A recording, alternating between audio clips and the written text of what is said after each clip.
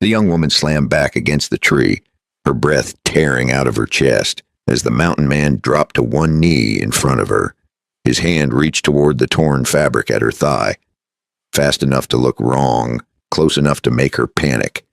She shook her head, her voice breaking before her strength did. Don't. That spot hurts. And right then, Eli understood one thing. If he chose wrong in the next 10 seconds, nobody would ever hear her side of the story. For a split second, anyone watching from a distance would have sworn they were about to witness something unforgivable. There was no town nearby, no lawman on the road, only open grass, hard sunlight, and a man everyone warned you about. If this moment turned bad, no one would come in time. The man's name was Eli Rourke. 46 years old, broad in the shoulders, worn down by wind and years, known in the Black Hills as someone you did not cross. People in Deadwood called him a mountain ghost, a strange man who lived above Spearfish Canyon and answered to no one. Some said he was dangerous. Others said he was broken. Most said nothing at all when he passed. Men like Eli did not survive by being soft, and that was exactly why the moment looked so wrong. Clara Whitmore pressed her palms flat against the bark, her fingers scraping wood as her legs shook beneath her. She was 23, barefoot, bruised, and running on nothing but fear and stubborn breath. Her dress was torn from thorns and fences, her knee dark with blood she could no longer feel.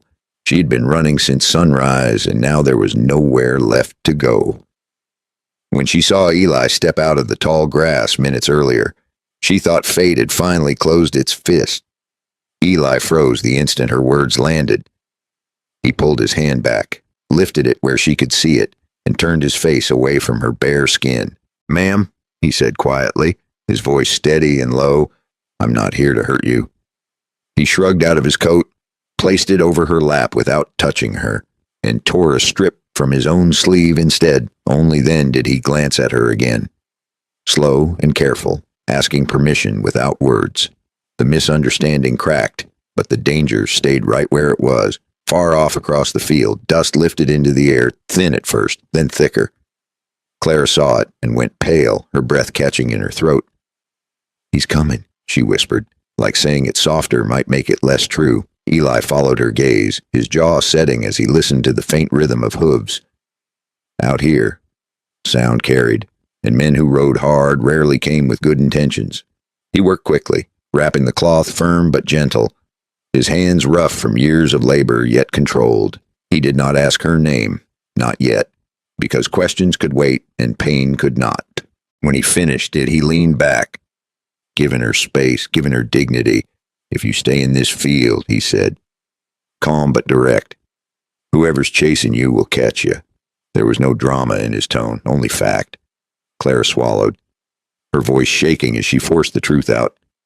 "I was sold," she said, like admitting it might make it real. They called it marriage, but he paid money, and he hits when he drinks, they say, and he drinks every night. She waited for the look she knew too well, disbelief mixed with judgment. It never came. Eli stared toward the rising dust, and then back to her. "Measuring distance and time. There's a trail into Spearfish Canyon," he said.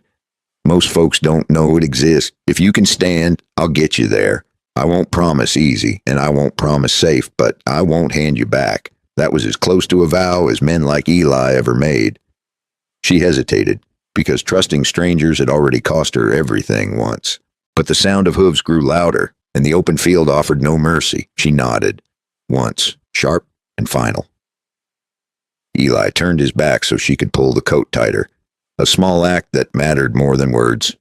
Before they moved, he spoke again, quieter now. "Outside that canyon," he said. "The law stands with the man who has paper." Clara flinched at that, because she knew exactly what he meant. The man chasing her had a document, ugly and stained, claiming she belonged to him. In towns like Deadwood, paper spoke louder than bruises. They started toward the grass, slow at first, then faster, keeping low. The wind shifted, carrying the smell of sweat and leather from the rider behind them. Clara glanced back once, seeing a shape on horseback cutting across the field. That was when she understood the true danger. It was not the man on the horse alone. It was the law he carried folded in his pocket. before we go any further. One quick note. This story is gathered and rewritten from old accounts, with a few added details for clearer lessons and stronger emotion. All illustrations are AI generated to help set the mood. If you want more stories like this, leave a comment and tell me where you're listening from. Eli didn't wait for her to thank him. He listened again, and this time the hooves sounded heavier, like the rider wasn't alone. Clara swallowed, and the words came out thin. He doesn't ride by himself when he's angry. Eli's eyes moved across the field, counting fence lines, counting times, counting how much blood a body could spend before it ran out. He stood, not fast, not frantic, but ready. Then he did something that would have looked cruel to anyone watching. He took her by the wrist and pulled her away from the tree. Not rough, not gentle either. The kind of grip that meant, move now or die here. Clara stumbled, and for one sharp second she thought she had traded one danger for another. That was the problem with fear. It made every hand feel like a trap, even when it was saving you. Eli led her into the tall grass, the canyon rising ahead like a promise and a warning. Behind them, the rider pushed harder, knowing the land, knowing the law favored him. Clara's leg burned with every step, but she did not stop. She had already learned what happened to women who waited for permission to be free. As they reached the first bend of the hidden trail, Eli glanced back once more. "If that man catches us out here," he said quietly, "I won't be able to talk my way out." Clara met his eyes. Fear and resolve tangled together. Then she asked the question that would shape everything that followed. "When the law says I belong to him, and you say I don't, which one of you is willing to bleed for it?" And that was the moment Eli realized helping her meant something unthinkable, standing against paper, badges, and the whole town. They moved into the tall grass, keeping low, the canyon walls ahead rising slow and steady like they had all the time in the world. Behind them, the sound of hooves did not fade. It grew sharper, closer, impatient.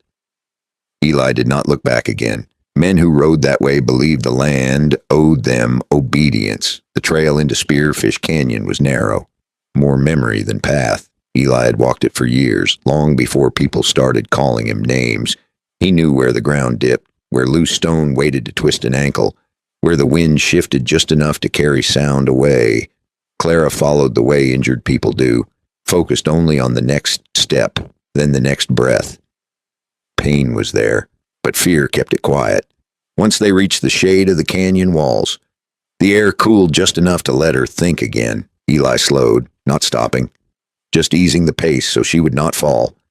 That small adjustment told her something important. This man was used to moving alone, but he was choosing to move at her speed. A mile in, the sound of hooves finally drifted off, not gone, just farther away.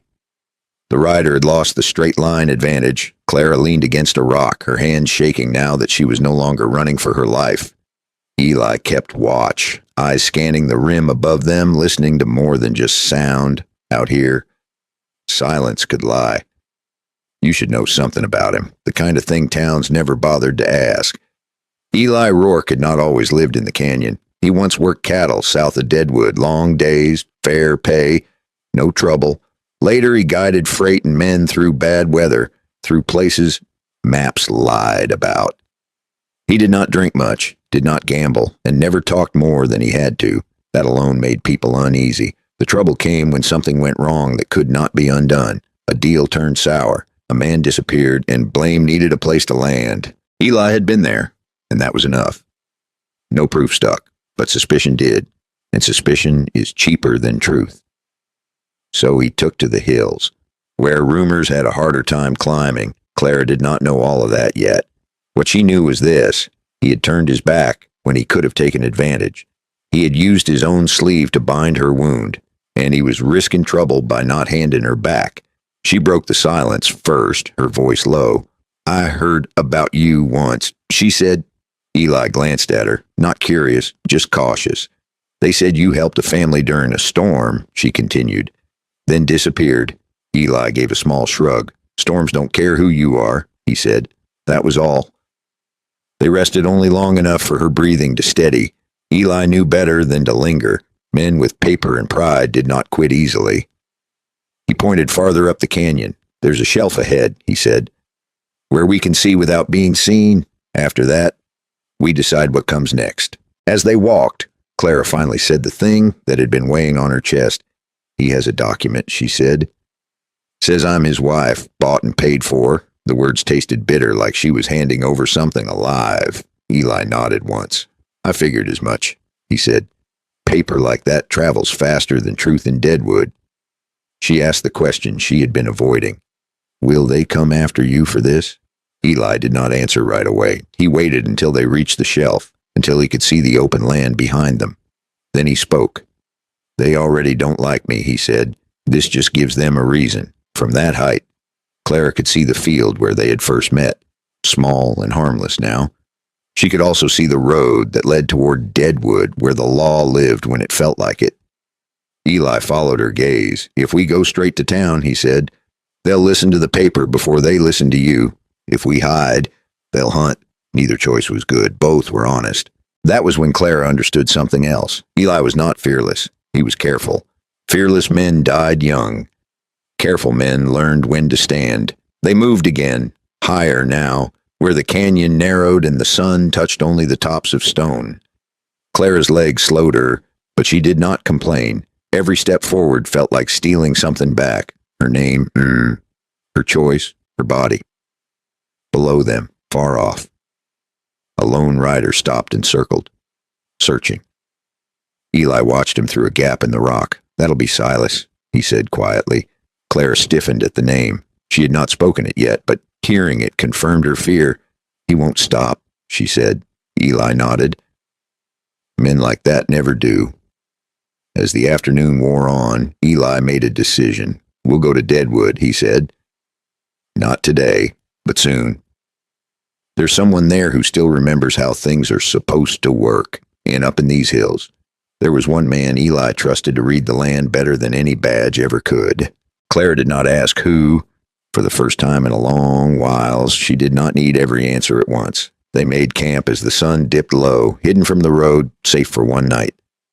Eli built a small fire, just enough to cook, not enough to signal. He handed her a piece of dried meat, then turned away again. The respect in that silence mattered more than any promise. Clara watched the fire and felt something unfamiliar settle in her chest. Not safety, not yet. But the chance of it, and sometimes, that was enough to keep going. If you're still with me here, don't forget to subscribe so you don't miss the rest of this story. Pour yourself a cup of tea, get comfortable, and tell me in the comments what time it is, where you're listening from, and where in the world you are right now. The night is just beginning, and the hardest choices are still ahead. Morning came quietly in Spearfish Canyon, the kind of quiet that made a man listen to his own thoughts. Eli was already awake, feeding the small fire just enough to warm hands and stiff joints. Clara stirred when the smell reached her, then sat up slowly, testing her leg before standing. Pain was still there, but it had settled into something she could work around. They ate without hurry. Out here, rushing only led to mistakes. Eli watched the canyon rim while he chewed, eyes moving more than his head. Clara noticed that. Men who survived long did not waste motion. As the sun climbed, Eli made his plan simple. They would move down toward the lower trail that fed into Deadwood. Not straight in, not loud. Just enough to be seen if someone was already looking. Clara understood why. If Silas had lost them in the grass, he would ride to town. Men like him trusted paper more than tracks. He would tell his story to anyone wearing a badge or holding authority, and someone would listen. By mid-morning, the sound of voices drifted up the trail. Not shouting, talking. 2 riders, maybe 3. Eli motioned Clara behind a stand of scrub and stepped out alone. Silas came into view first, hunched on his saddle, clothes worn thin but eyes sharp with ownership. Behind him rode Deputy Hank Cutter, hat low, posture lazy in the way men got when the law was on their side. Hank was not old, not young, just mean enough to enjoy standing where others had to look up. Silas spoke first, loud enough to carry. There you are, mountain man, he said. You picked up something that belongs to me. Eli did not move closer. He did not move back either. Belongs is a strong word, he said. Silas snorted and pulled a folded paper from his coat. This says otherwise. Hank leaned forward in his saddle, eyes flicking past Eli, searching. You hiding her? He asked, casual as dust. Eli met his gaze. She ran. He said, that usually means something is wrong. Silas's face tightened. She's my wife, he said, bought and paid for. Ran because she's ungrateful. That paper fluttered in his hand like it wanted attention. Eli looked at it without stepping closer. Who read that to her? He asked. Silas bristled. Doesn't matter. She signed. Hank shifted, irritation creeping in. Rourke, he said. You don't want trouble. Hand her over and walk back up your hill. This ain't your business. Eli took a breath. It became his business when she bled in my field, he said.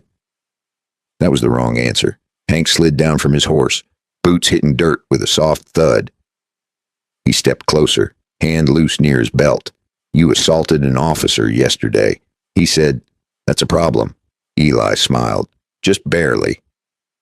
I stopped a man from grabbing someone who didn't want to be grabbed, he said. If that's assault now, we're all in trouble. Silas lunged forward then, trying to push past Hank.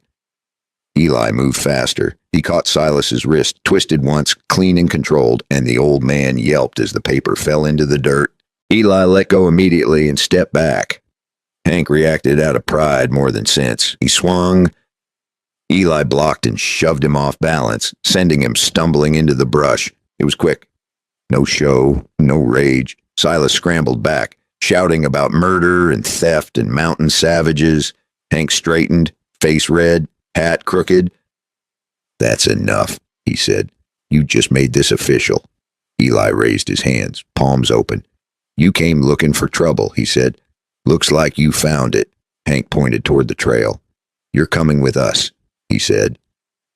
And the girl is coming too. That was when Clara stepped out from behind the brush. Her legs shook, but she stood tall. I'm not going anywhere with him, she said. Her voice was steady, even if her hands were not. Silas turned on her, fury pouring out. You don't get a say, he snapped. Hank hesitated, just for a second. That hesitation said more than words. Eli saw it. So did Clara. That was the crack. Eli spoke calmly. If you want me, he said, you can have me, Key, but you don't take her by force here. Not today. Hank weighed it. Crowds were easier. Witnesses could be shaped. Up here, things got messy. Fine, Hank said at last. You come to Deadwood tomorrow. Both of you. We'll settle this with paper and witnesses. Silas grinned, already tasting victory. They rode off, dust settling behind them like a promise. Clara let out a breath she had been holding too long. Eli watched until the sound faded, then turned to her. This is where it gets worse, he said. In town, they won't hit first. They'll smile. They pack quickly. No more hiding. No more delay. Deadwood waited, loud and crowded and hungry for stories. As they started down the trail, Clara asked the question that had been sitting heavy in her chest. Why help me? She asked. Eli did not answer right away. Then he said, because someone should have helped sooner. Deadwood came into view by afternoon, roofs and smoke and noise spilling into the hills. Eli slowed their pace, letting Clara lean on him just enough to stay upright. Every step closer felt heavier, because somewhere in that town, paper was already being unfolded. And by morning, the law would decide who Clara belonged to, and the question waiting for the next chapter was simple and cruel. When a man owns the law on paper, how far will he go to make it true? Deadwood did not greet people. The town sat low and crowded, smoke hanging over it like a bad habit no one planned to quit. Hammers rang from somewhere. Laughter spilled from saloons, and the street was packed with men who believed tomorrow was never guaranteed. Eli and Clara stepped in slow, not hiding, not advertising either. In a place like this, moving wrong drew more eyes than moving plain. Clara felt every look, not curiosity, assessment. Deadwood had seen women like her before, women who belonged to someone on paper and no one in practice. She kept her head level and her steps steady, leaning just enough on Eli to stay upright. Too much weakness drew the wrong kind of help. Eli knew where he was going, He did not head for the sheriff's office or the saloons. He cut down a side street where the noise thinned and the air smelled of soap and steam. A small sign swung above a narrow door. Laundry, repairs, fair prices. May Harlan looked up from a tub when they entered. She was older, gray streaked through dark hair, sleeves rolled high, arms strong from years of work. Her eyes moved once over Eli, then to Clara, then back again. That was all it took. May did not ask questions right away. She handed Clara a clean cloth and nodded toward a bench. "Sit," she said. Her voice carried no judgment, only decision. Clara sat, suddenly tired in a way running had not touched. May knelt, examined the bandage Eli had made, and gave a short nod of approval. "You did fine," she said. Not to Clara, but to Eli. He accepted it with a small shrug. Only after the door was closed did May speak again. "You brought trouble," she said calmly. Eli nodded. "Seems that way." May straightened and looked at Clara. "You running from a man, or from a piece of paper?" Clara hesitated, then answered honestly, "Both." That was when May's expression changed. Just slightly. "Paper?" she said. "That kind of trouble lasts longer." May had lived in Deadwood long enough to know how lies dress themselves. She had washed blood out of shirts and ink out of cuffs. She had seen women dragged back by men who claimed the law loved them more. She poured Clara a cup of water and waited while she drank. Clara spoke without drama. About the deal she did not understand, about the signature she barely remembered making, about Silas and his temper and the way he waved that document like it made him decent. May listened. She always did. When Clara finished, May leaned back against the table. "I've seen those papers before," she said. "Most of them smell the same." Eli watched May carefully. She had once kept books for minors before washing clothes paid better and safer. She knew handwriting. She knew debt. She knew how men hid behind both before anything else could be said. The door opened again.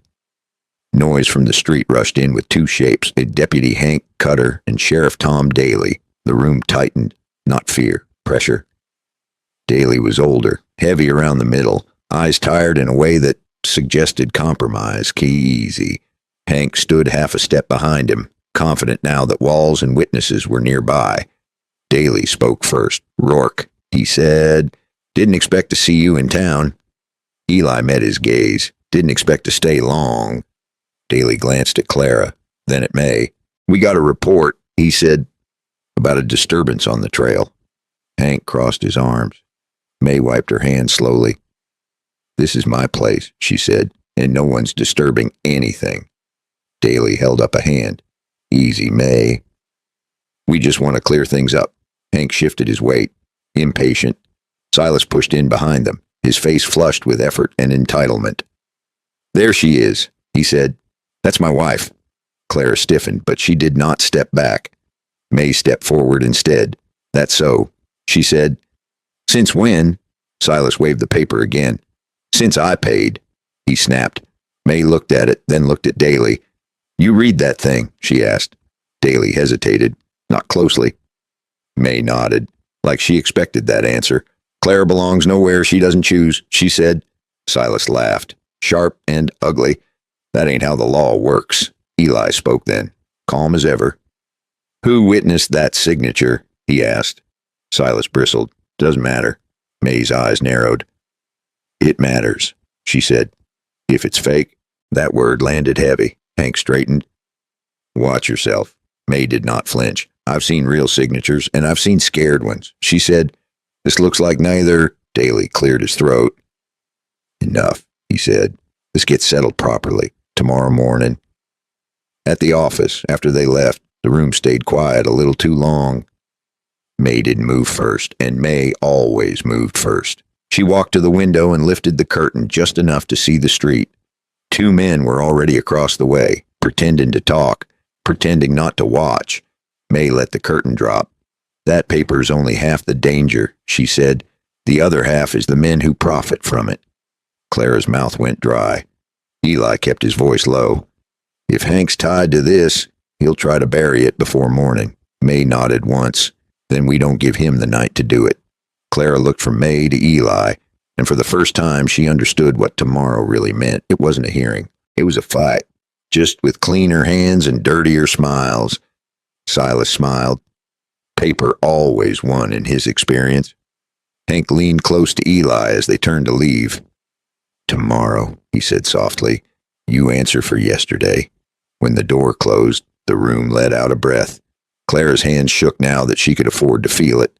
May placed a steady hand on her shoulder. You stay here tonight, she said. Both of you?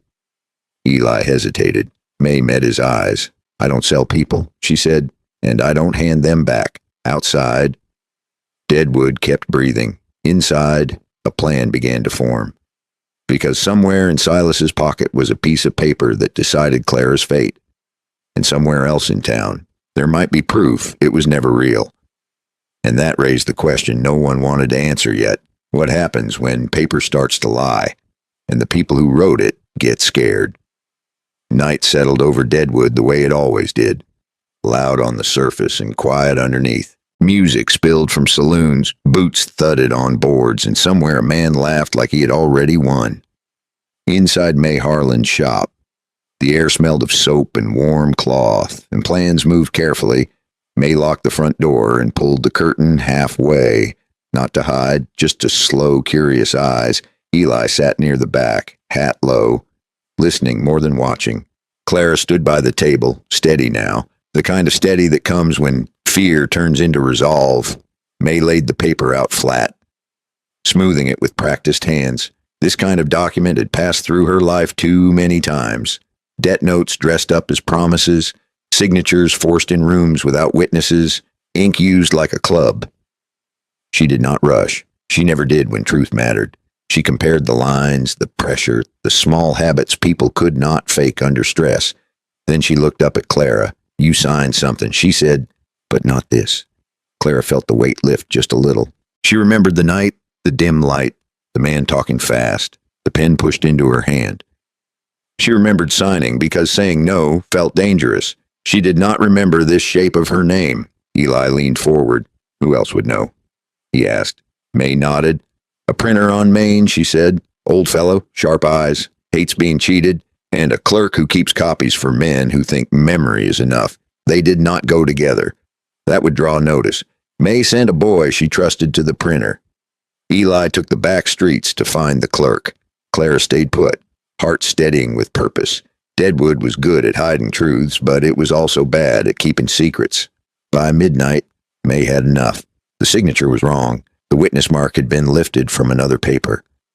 And the date made no sense if you looked twice, but paper alone was never enough. Not when the law liked things simple. That was when Clara remembered the letter, the small folded thing she had kept hidden since the day she ran. She had not told Eli yet, not out of mistrust, but fear of what it might mean. Now she placed it on the table. May opened it carefully. Inside were names and numbers, written plain, not meant to be read by anyone honest. A payment. Another payment. And a note at the bottom that tied it together. Hank Cutter. May exhaled slow. That explains the confidence, she said. Claire swallowed.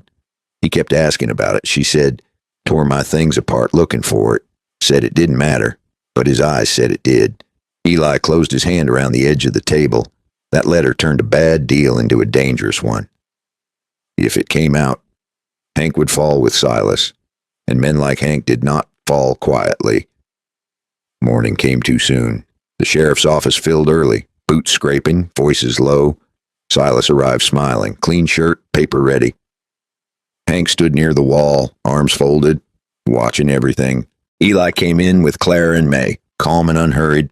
That alone unsettled a few people. Men who were guilty preferred their opponents nervous. Sheriff Daly took his seat and sighed like a man already tired of choosing. Let's make this quick, he said. Silas spoke first, waving the document. This is my wife, he said. She ran. These two helped her. I want her returned. May stepped forward before Eli could. That paper's a lie, she said. Daly frowned. Strong claim. May laid out the facts without drama. Wrong signature. Copied witness. Bad date. Then she placed the letter on the desk. Silas's smile cracked. Hank shifted. Daly leaned forward. What's this? Daly asked. May met his eyes. Money changing hands, she said, and your deputy's name on it. The room went quiet in a way Deadwood understood.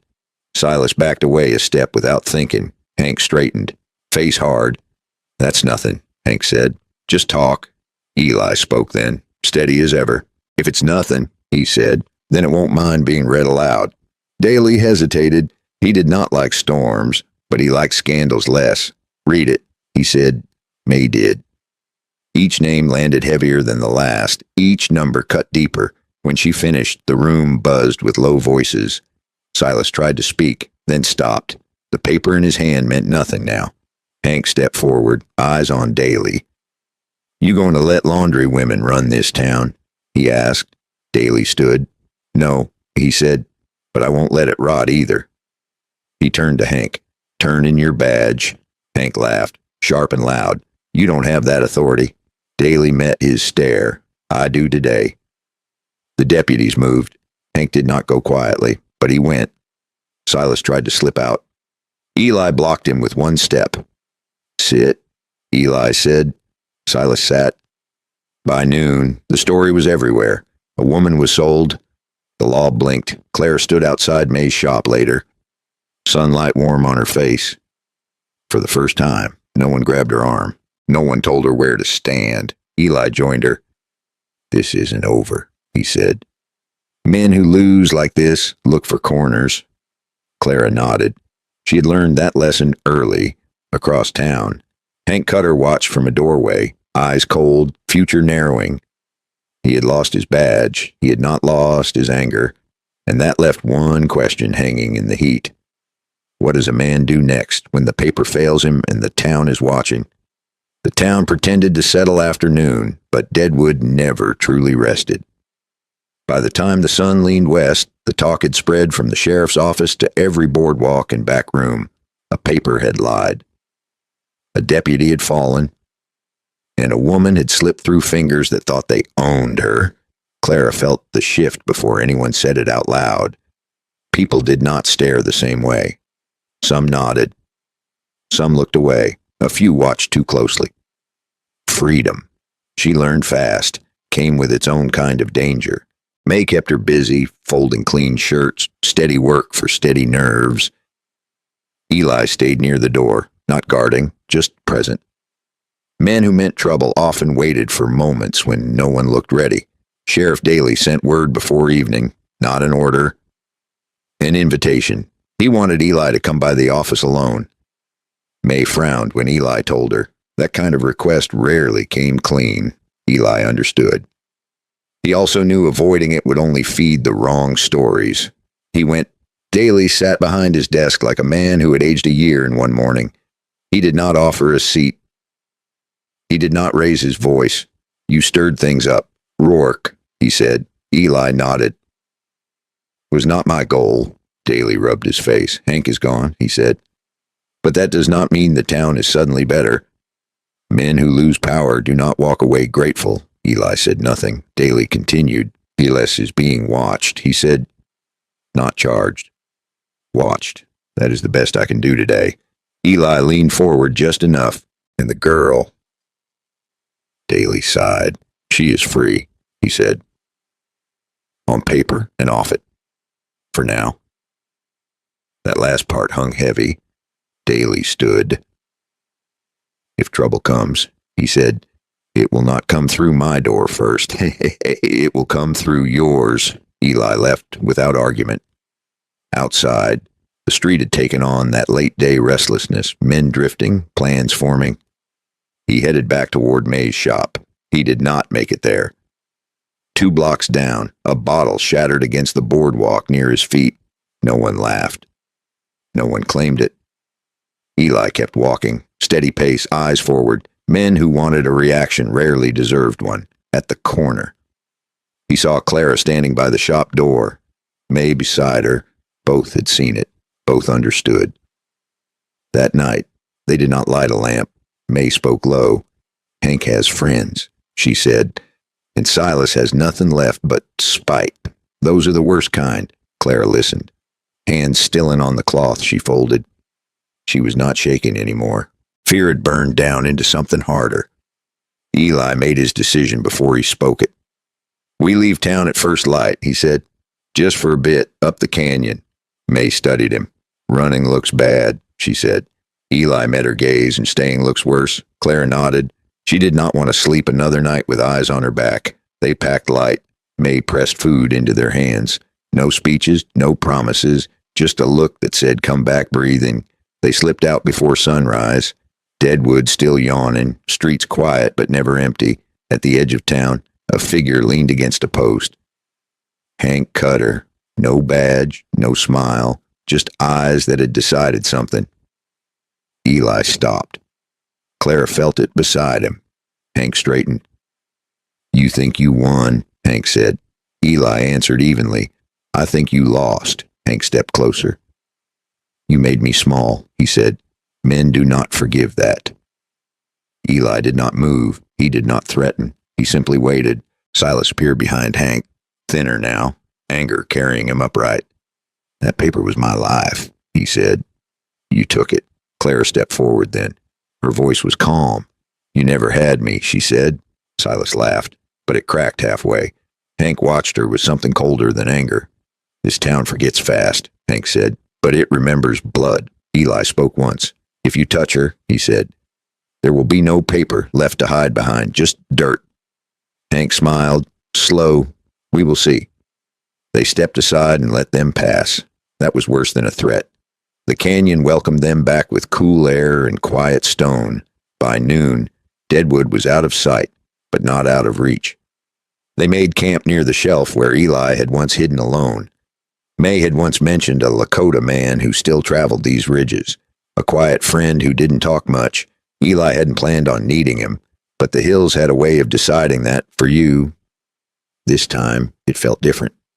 Shared. As night came, Claire asked the question she had been holding. "What happens now?" Eli stared into the fire. "Men like Hank do not quit." He said, "They change tactics." Clara nodded. She understood that language now. Far below, a light flickered on a distant ridge, then went dark. Eli noticed. So did Clara. Neither of them spoke it, but both knew. Deadwood had not let go. It was only giving them space, and that left one truth settling into the quiet. The next move would not come with papers or witnesses. It would come in the dark. Clara tried to sleep, but the canyon kept making new noises. A bird called once, then went silent like it had been warned. Eli's hand closed around his rifle, not lifting it, just claiming it. He leaned close enough to speak without sound carrying. "If you hear me whistle," he murmured, "you don't run toward me. You run the other way, and you don't stop until the rocks turn to trees." Clara's eyes widened. "That bad?" she whispered. Eli didn't answer right away. He stared at the ridge where the stars broke apart on jagged stone. "Men who lose in daylight don't always quit," he said. "Sometimes they wait for the dark to do their talking." Clara swallowed and nodded once. Then the branches moved, slow and careful, and Eli knew somebody was close. The canyon did not sleep that night. It listened. Eli kept the fire low, just enough to warm hands, not enough to call trouble. Clara sat close, not leaning, just near enough to feel steady ground. They both watched the dark where the ridge fell away. Silence out here was honest, but it did not mean safe. Just before dawn, a shape moved between the trees, not fast, not hiding badly. Eli saw it and reached for the rifle without lifting it. The man stopped where the light could touch his face. He raised both hands, palms open. "It's me," he said. Noah. Red Elk stepped closer, careful with his feet. He was Lakota, lean and weathered, eyes sharp in the early light. He had traded meat with May for years, quiet exchanges with no questions. Eli lowered the rifle. "Morning," he said. Noah nodded once, then glanced at Clara. "You brought trouble uphill," he said. Eli did not argue. Noah crouched near the fire. "Men are moving below," he continued. "Two from town, one angry, one desperate." Clara felt the cold then. Eli asked the question that mattered. "Which way?" Noah pointed. They are circling wide, he said. Trying to come from above. They think you will run. Eli nodded. They think wrong. Noah stayed, not because he liked fights, but because Eli once cut his brother free from a steel trap in winter and asked for nothing. Debts in the hills were paid with presents. They moved before the sun cleared the ridge, not fleeing, positioning. Clara went with Noah along a narrow cut where sound died quickly. Eli took the long loop, stepping where stone would not talk. The canyon held its breath. Silas came first, puffing with effort, eyes wild, hands shaking. Hank followed, slower, smarter, eyes on the high ground. He had a rifle now. He had learned. Silas stopped and cursed. She was here. He said, I know she was.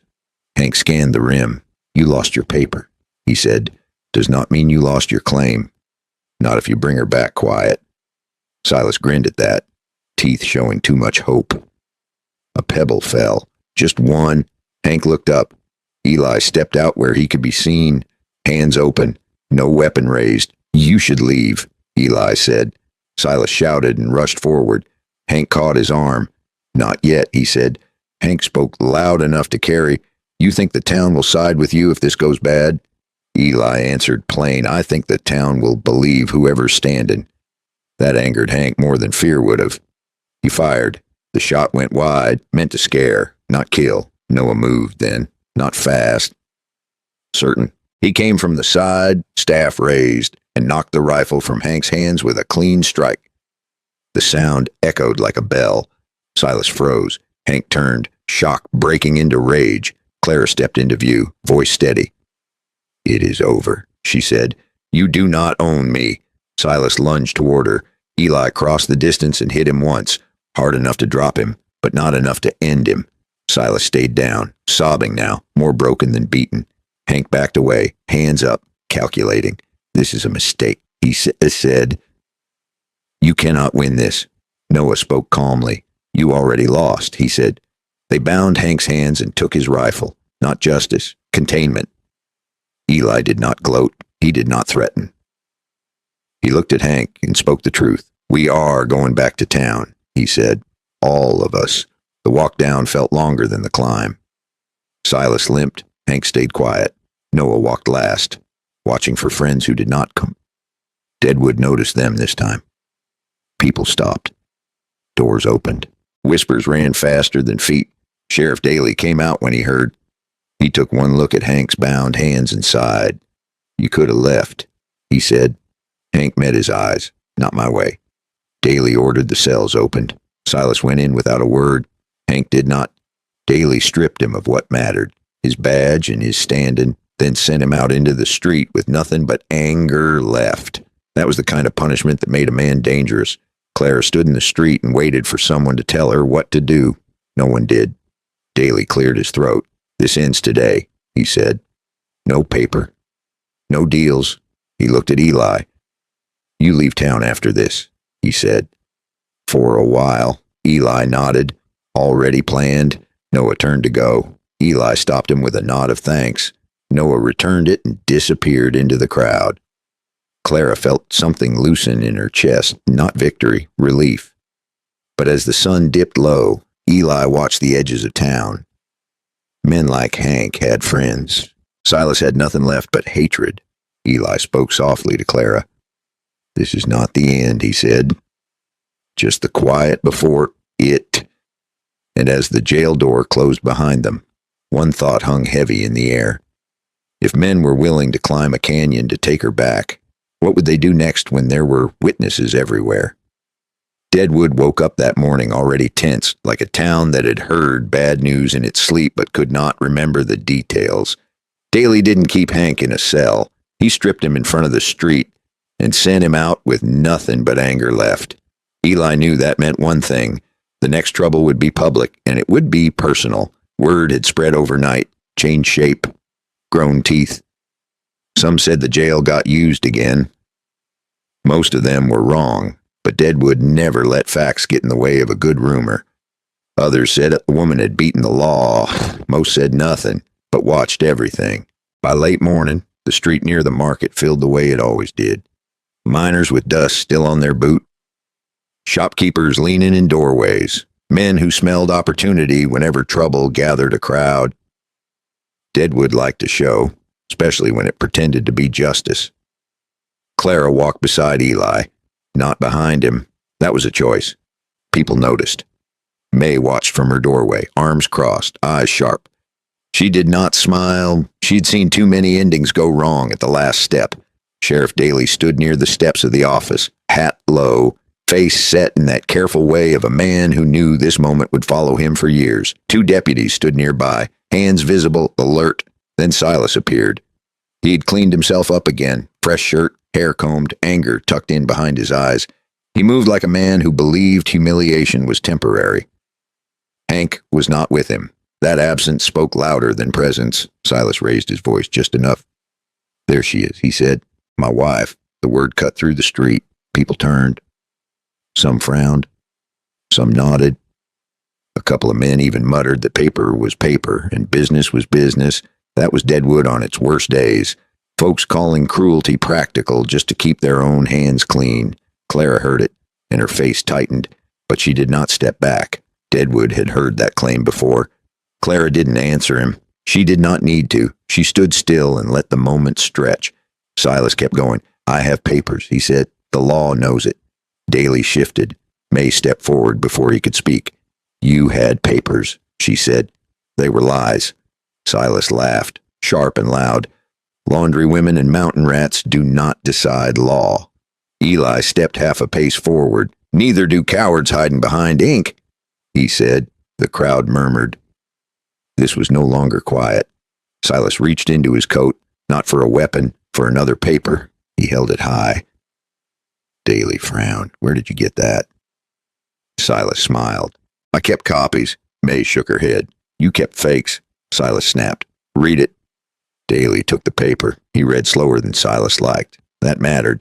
People leaned in. Miners stopped pretending not to listen. Shop doors creaked open wider. Daly lowered the paper. "This proves nothing new," he said. "And it proves something old is rotten." Daly's eyes flicked to the crowd, measuring how fast this could turn ugly. He didn't like storms, but he liked being owned even less. Silas felt the shift and panicked. "She owes me," he said. "Money, time, her life." Clara spoke then. Her voice carried because she did not force it. Her hands still trembled, but she kept her chin up anyway. "I owe you nothing," she said. "You paid a man to lie. You paid a woman to be silent. You never paid me respect." That landed harder than shouting. A few men nodded without meaning to. Silas turned red. He lunged. Eli moved. It was fast. Not pretty. A step, a block, a shove. Silas went down hard on the boards, breath knocked clean out of him. The crowd surged, then stopped. Daly raised his hand. "Enough." Silas rolled, gasping, eyes wild. "You see," he shouted, "this is what he is. Violence." Eli did not look at him. He looked at Daly. "I stopped him from grabbing her," he said. "Ken." Daly closed his eyes for a second. Then he opened them. "Silas Pruitt," he said. "You are done." Silas stared. "For what?" "For coercion," Daly said. "For falsifying documents, for attempted abduction, and for making this town look like a place that sells people." That last part mattered. Deadwood did not like mirrors. Silas scrambled backward. "You cannot do this." Daly gestured. Deputies stepped in. Silas fought. He always had. But this time, no one helped him. Not because everyone suddenly turned good, because nobody wanted their own name dragged into the mud next. As they dragged him toward the office, Silas screamed Clara's name. She did not flinch. The crowd began to break apart, some disappointed, some satisfied, some thoughtful in a way that meant trouble later. Deadwood never changed all at once. Daly turned to Eli. "You did not make my job easier," he said. Eli nodded. "Never planned to." Daly looked at Clara. "You are free." He said, "No paper, no claim, not here." Clara let out a breath she'd been holding for months. Freedom felt quiet when it finally arrived. May came forward and took her hand. "You did good," she said. Eli watched the edges of the crowd. He saw what Daly missed, a man slipping away too fast, a shape turning a corner. Hank, No badge, no uniform, just a face full of memory. Eli moved without thinking. He followed, fast but not obvious. Clara saw and went with him. They caught Hank near the alley behind the saloon. He had a knife. He always preferred close things. You think this ends here? Hank said. Eli answered plain. It ends when you stop. Hank laughed. You ruined me. Clara stepped between them before Eli could stop her. You ruined yourself, she said. You just ran out of places to hide. Hank hesitated. That was his mistake. A shout echoed. Daly rounded the corner with 2 deputies. The knife clattered to the dirt. Hank sagged. Anger finally drained. Take me, he said. But this town will forget. Daly nodded. It always does, he said. But not today. They took Hank away. This time, there was no doubt. The sun dipped low, throwing long shadows across the street. Deadwood went back to its business. Gold, drink, tomorrow. But a few men kept watching, quiet and bitter. Not for Clara, but for Eli, the outsider who had forced the town to look at itself. That kind of look didn't fade fast. Clara stood beside Eli. Tired in a good way. May joined them. Quiet pride in her eyes.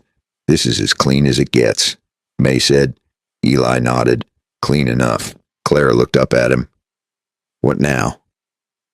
Eli looked toward the hills. Now, he said, we choose what comes next. But as they turned to leave, a sound followed them. A whisper, passed mouth to ear. Names, blame, resentment. Deadwood had lost today, but it remembered, and that left one final question waiting in the dust. When the town forgives, will the past forget? The hills above Deadwood were quiet again, the kind of quiet that comes after a storm has spent itself. Eli and Clara did not rush away. They stayed long enough to let the dust settle, long enough for the town to return to its habits. That was important. Running too fast always made it look like you were guilty of something. They walked the trail back toward Spearfish Canyon as the sun leaned low, the light turning softer, kinder. Clara's steps were steadier now, not because the road was easier, but because her shoulders were lighter. She no longer walked like someone waiting to be pulled backward. Eli watched her from time to time, not with possession, not with worry, just awareness. He had lived most of his life alone. He knew the value of quiet company. They stopped where the land opened, where the grass moved slow in the evening wind. Clara looked back once toward the town, then forward again. I don't think I'm afraid anymore, she said. Eli nodded. That's how you know it's real, he said. They built a small place together over the following weeks. Nothing fancy. Wood that held. A roof that did its job. Work that made sense at the end of the day. Besides, it was not a story anyone would write songs about. That was exactly why it lasted. People in town talked for a while. They always did. Then another story came along. It always does. Silas disappeared into the kind of obscurity reserved for men who tried to own what could never belong to them. Hank was remembered only when someone needed an example of how fast power can turn to dust. Deadwood moved on. But something stayed. Clara learned to stand without flinching. Not loud. Not defiant. Just solid. Eli learned something too. That letting someone stand beside you does not make you weaker. Sometimes it is the only thing that keeps you upright. Now let me step out of the story for a moment and speak to you directly. I have spent a long time listening to stories like this. Stories about men who lived by their hands and women who survived by their will. And if there is one thing I've learned, it is this. Most people are not broken by the big moments. They are worn down by the small ones. The silence, the papers, the voices that say this is just how it is. What moved me about this story was not the fight. It was the restraint. It was the moment when a man turned his face away because dignity mattered more than opportunity. It was the moment when a woman spoke plainly and did not ask permission to exist. Most folks wait for the world to approve them. Out here, approval never paid a bill and never saved a soul. You choose your line, then you live it. One ordinary day at a time. Eli did not set out to be a hero. He simply refused to do the wrong thing when the moment demanded a decision. That is something every one of us can understand. You do not need a gun or a mountain to live that way. You just need a line you will not cross. Claire did not win because she was loud or clever. She won because she told the truth and kept standing when it would have been easier to shrink. That is not weakness. That is strength with patience. Here's a question worth sitting with. How many times have you stayed quiet because the paper said you should, because the system said it was easier, because everyone else said it was not worth the trouble? And here's another. If no one was watching, if there were no consequences, would you still choose to do what is right? I ask myself that more often than I used to. Because getting older has a way of stripping away excuses, boy. You begin to see that time is not generous, and that the things you regret most are rarely the risks you took. They are the moments you stayed silent when your voice mattered. One of the hardest lessons in life is learning that being calm does not mean being passive. Eli was calm, but he was never passive. Clara was gentle, but she was never small. That balance is something I hope you take with you. Strength does not always raise its voice. Sometimes it simply refuses to move. If this story stirred something in you, if it reminded you of a moment you wish you had handled differently, then it has done its job. Stories are not meant to entertain us only. They are meant to walk beside us long after the sound fades. Take a moment and think about where you are in your life right now. What are you holding on to that no longer serves you? What paper are you still letting define you? And what would happen if you quietly stepped beyond it? I believe that most people want to live decent lives. They just get tired. They get distracted. They get convinced that nothing will change. But change rarely announces itself. It shows up as a small decision made on an ordinary day. Eli chose to kneel instead of grab. Clara chose to speak instead of hide. Neither of them knew how the story would end. They only knew how they wanted to behave in the moment. That is the part you can take home with you. You do not control the town. You do not control the law. You do not control how others treat you. But you always control how you treat others and how you treat yourself. If you're still listening, I want to thank you. Time is the most honest thing we have, and you chose to spend it here. If this story gave you something worth thinking about, take a second to like the video. It helps more than you might realize. And if you want to keep walking through stories like this together, consider subscribing to the channel. There are many more waiting to be told. Before we part, I want to leave you with a final thought. Life does not ask us to be perfect. It asks us to be present, to notice when something is wrong, and to decide, quietly but firmly, what kind of person we are going to be when it matters. So here's my question to you. What line will you not cross? And when the moment comes, will you have the courage to stand where you are? Thank you for listening. Take care of yourself, and I will see you in the next story.